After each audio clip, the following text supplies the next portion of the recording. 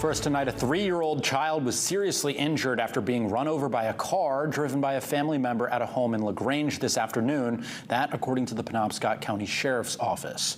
Authorities say the child was already being rushed to the hospital by family members when they arrived.